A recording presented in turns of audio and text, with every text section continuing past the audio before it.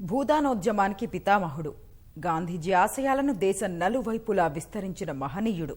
13 ఏళ్ల పాటు సుదీర్ఘ పాదయాత్రలు చేసి ఎన్నో మార్పులకు నాంది పలికిన విప్లవకారుడు.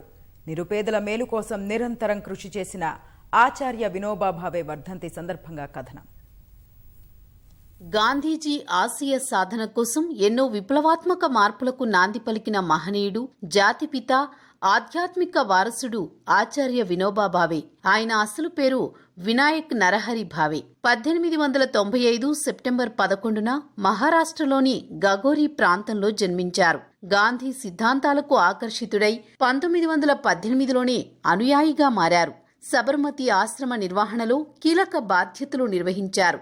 మహాత్మా గాంధీతో కలిసి జాతీయ ఉద్యమంలో పాల్గొన్నారు. 1940లో బ్రిటిష్ పాలనకు వ్యతిరేకంగా గాంధీ ఎంపిక చేసిన మొట్టమొదటి వ్యక్తిగత సత్యాగ్రహి వినోబా భావే. క్విట్ ఇండియా ఉద్యమంలోనూ కీలక భూమిక పోషించారు. గాంధీ మరణానంతరం ఆయన ఆశయ సాధన కోసం దేశవ్యాప్తంగా 13 ఏళ్ల పాటు పాదయాత్రలు నిర్వహించి ఎన్నో విప్లవాత్మక ఉద్యమాలకు ఊపిరులూదారు. అన్నపానీయాలు, ఔషధాలు తీసుకోకుండా స్వయంగా మృత్యువును ఆహ్వానించి 1982 నవంబర్ 15న కన్నుమూశారు. దేశంలో భూదానోద్యమానికి వినోబా భావే నాంది పలికారు. ఈ ఉద్యమాన్ని 1951లో నల్గొండ జిల్లా పోచంపల్లిలో ప్రారంభించారు. దేశవ్యాప్త పర్యటనలో భాగంగా పోచంపల్లికి చేరుకున్న వినోబా భూమి లేని నిరుపేదలకు భూములిచ్చేందుకు పిలుపునిచ్చారు. పోచంపల్లి గ్రామస్తుడు వెదిరే రామచంద్రారెడ్డి అనే భూస్వామి అక్కడే వినోబాకు 100 ఎకరాల భూమిని దానం చేశారు. వినోబా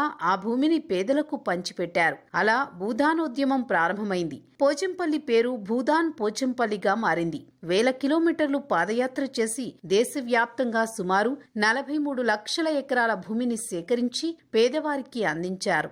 ఆచార్య వినోబా భావే పిలుపు మేరకు సర్వోదయ, భూదానోద్యమాలు ఉమ్మడి పాలమూరు జిల్లాలోనూ జోరుగా సాగాయి. 1956లో పాలమూరు జిల్లాలో 30 రోజుల పాటు పాదయాత్ర నిర్వహించారు. సుమారు 50,000 ఎకరాలు భూదానోద్యమంలో స్వీకరించి పేదలకు పంచి ఇచ్చారు. అప్పటి ముఖ్యమంత్రి బూర్గుల రామకృష్ణారావు, ఉప ముఖ్యమంత్రి పల్లెర్ల హనుమంతరావు అందుకు సహకారాలు అందించారు.